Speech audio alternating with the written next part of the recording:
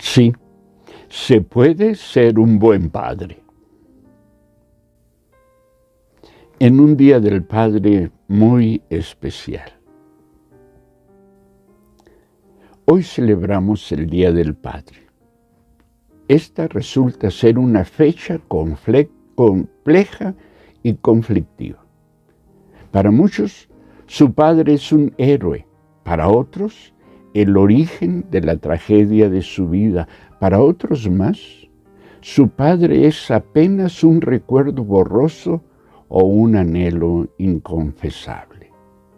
La escritora mexicana Alma Delia Murillo afirma que en nuestro país casi la mitad de los hogares viven sin el papá, dice, que un día fue por cigarros y no volvió. Por cierto, déjame recomendarte el último libro de Alma Delia, La cabeza de mi padre. ¿Y qué decir de muchos para quienes sus padres son su pesadilla? El origen que se convierte en fatal destino y en fuente constante de su dolor y confusión de vida. Lo más complejo es que en casi todos los casos, y a pesar de todo, seguimos amando, seguimos deseando, seguimos necesitando a nuestro Padre. La vida confirma lo que la Biblia nos enseña, que ser padre es una bendición, pero también es un reto.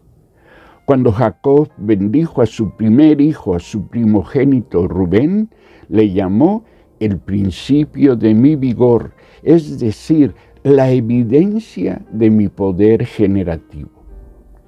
En cierto sentido, y reconozco que mi propuesta puede resultar controversial, el hombre solo es plenamente hombre cuando genera otras vidas. Aunque desde luego ser hombre sea mucho más que ser padre. Pero hoy estamos hablando de eso, de ser padre. La Biblia también nos muestra los aciertos y los errores de muchos padres. Por eso hoy quiero destacar algunos de los retos de la paternidad, haciendo referencia a la experiencia de ciertos personajes bíblicos en tanto padres. En tales retos quiero encontrar un llamado para que los padres desarrollemos esas virtudes, esas capacidades para hacer cosas que tengan como resultado efectos positivos y que estoy seguro enriquecerán nuestra paternidad, pero también serán de gran bendición para nuestros hijos. Y quizá no solo quienes ya son padres quieran oírme, sino también aquellos que contemplan la posibilidad de llegar a serlo. Me atrevo a pedirte, a recomendarte que compartas esta reflexión con aquellos a los que tú crees que les resultará de interés. La primera virtud deseada es la visión. 1 Samuel 16.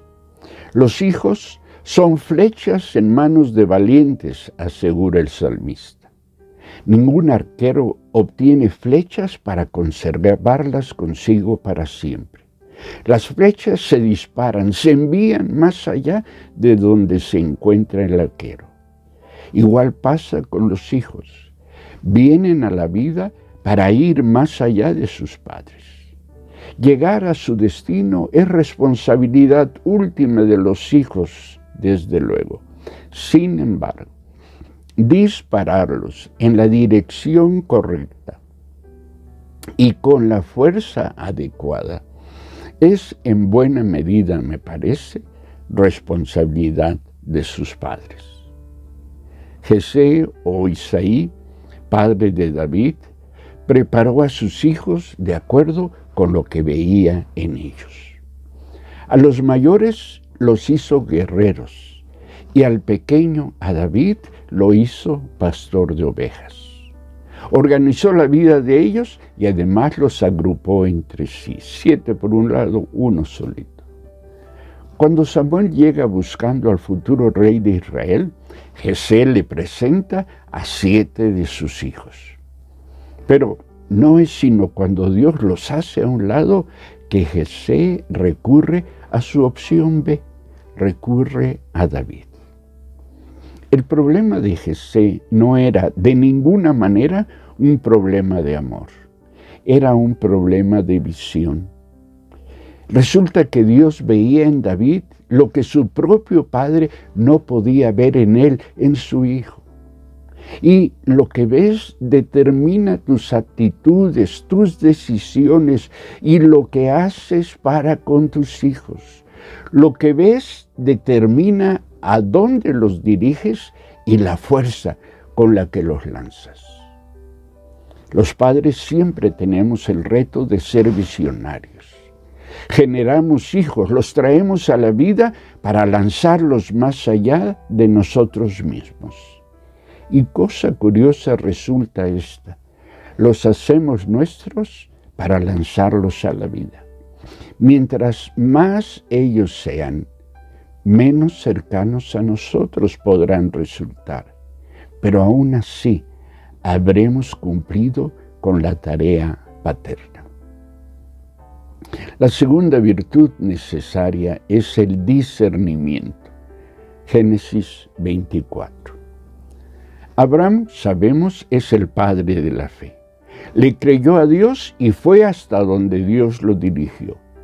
Quiso lo mejor para su sobrino Lot y luchó por salvarle la vida. Fue bueno con muchos y próspero en sus negocios, pero también fue padre de un hijo débil. De hecho, me temo que fue Abraham quien hizo débil de carácter a su hijo Isaac y generó así una descendencia de primogénitos débiles. Basta repasar la vida de Isaac, la de Jacob, la de Rubén. Abraham amaba tanto a Isaac que temía por él. Y fue su temor y no su confianza lo que determinó el cómo de su paternidad. Para proteger a Isaac, lo aisló de sus demás hermanos aún. El relato bíblico nos dice que a Isaac le dio todas sus posesiones, mientras que al resto de sus hijos solo les hizo regalos. Además, Abraham tomó por Isaac las decisiones más importantes de su vida. Dispuso de la vida de Isaac para ofrecérsela a Dios en sacrificio sin preguntarle a Isaac. Y hasta decidió que Isaac no tenía la capacidad para elegir mujer. Por eso fue que le consiguió a Rebeca. El problema de Abraham es que no veía la presencia, el pacto de Dios vigente en la vida de Isaac. No dudaba que Dios le estaba dirigiendo a él, pero no creía que Dios pudiera dirigir a Isaac. Y creo que lo mismo nos sucede a no pocos padres. No soltamos a nuestros hijos a la vida porque no creemos que Dios sea suficiente para ellos. Detrás de toda sobreprotección hay menosprecio. Se sobreprotege a quien se considera incapaz, débil. El amor nos lleva a ver a nuestros hijos menos fuertes de lo que en realidad son, menos capaces de lo que en realidad son. Como padres, tenemos entonces el reto de discernir, de separar, de diferenciar. Somos llamados a desarrollar, podemos decirlo así, una resonancia magnética por sistema del carácter espiritual integralmente de nuestros hijos. Somos llamados a escanear a nuestros hijos en tercera dimensión para así descubrir sus fortalezas y sus debilidades, para así respetarlos y permitir y facilitar el que tomando sus propias decisiones vitales estén en condición de asumir la responsabilidad de sus propias vidas. Sobre todo, somos llamados a acercarnos a nuestros hijos individualizándolos, entendiendo y teniendo presente siempre que no son iguales, sino diferentes, cada uno de ellos entre sí, y desde luego diferentes respecto de quienes nosotros somos. Esencia de este reto es el poder reconocer que el ser otro de nuestros hijos, que el que piensen de manera diferente a nosotros, que el que no estén de acuerdo con nuestra propuesta de vida, que el que tengan sus propios valores y tomen sus propias decisiones, no significan necesariamente que sean débiles y que requieran que los volvamos al buen camino, al nuestro.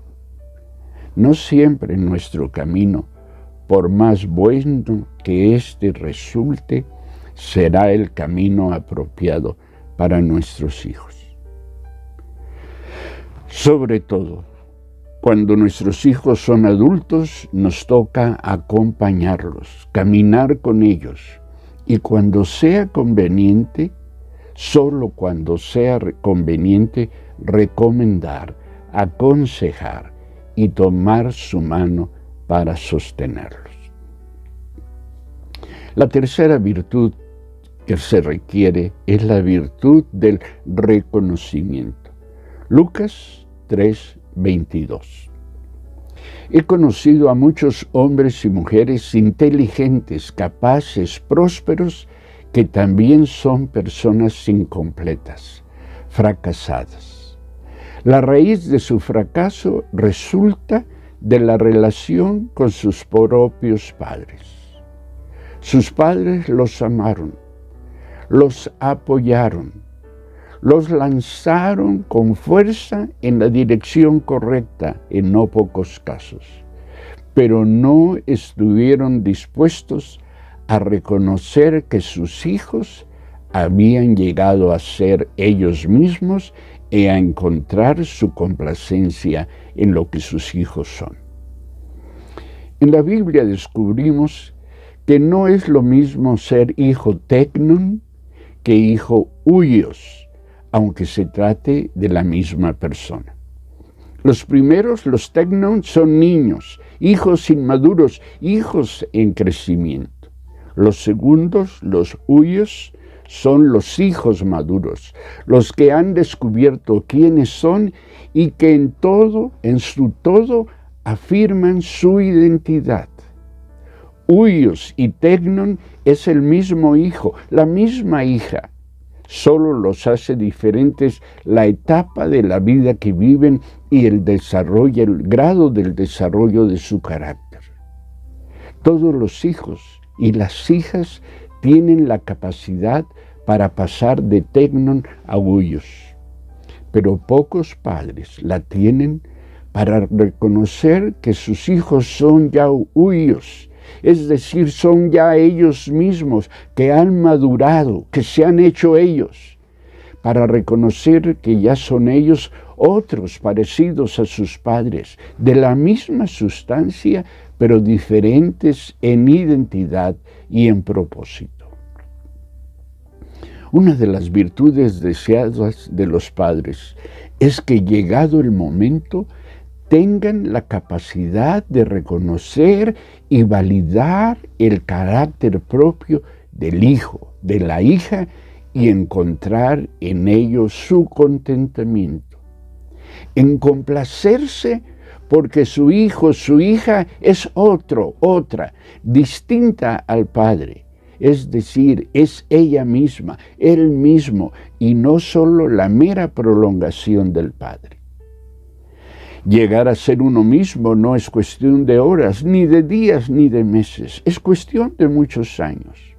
La madurez tarda, pero cuando ésta se persigue, se alcanza. A los 30 años, como suponían los judíos de la época de Jesús o antes. Pero requiere ser asumida por el hijo, por la hija, y ser reconocida por los padres. Esto es un fenómeno que nos atañe tanto a los hijos como a los padres como a los hijos.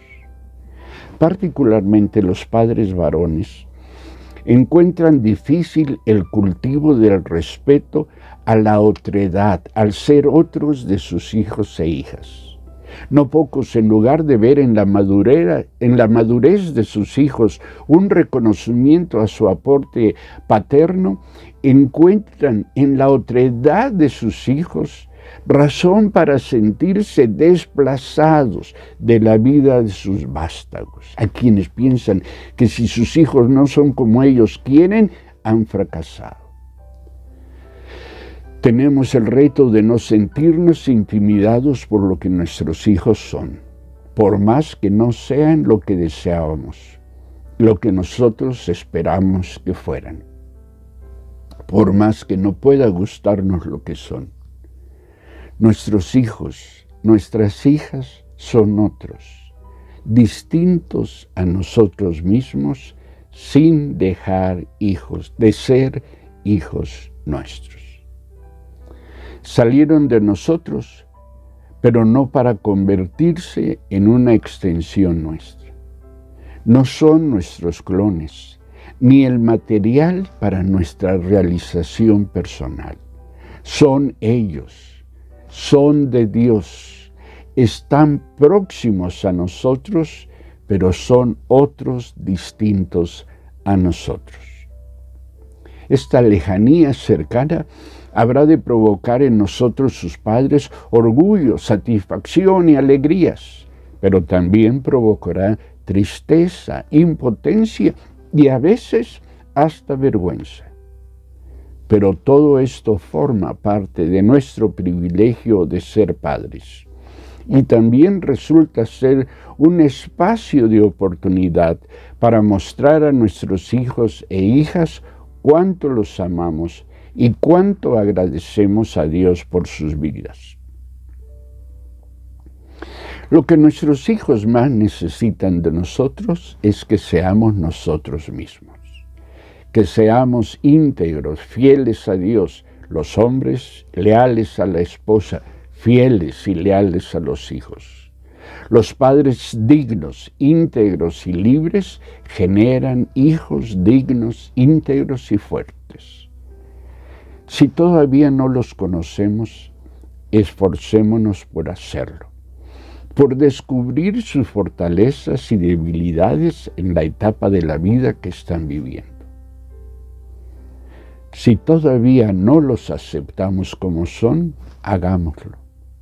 Si todavía no los soltamos, dejémoslos ser. Si todavía no los reconocemos como nuestros cercanos extraños, aceptemos ya que son ellos y no un mero apéndice, no una mera prolongación de nosotros.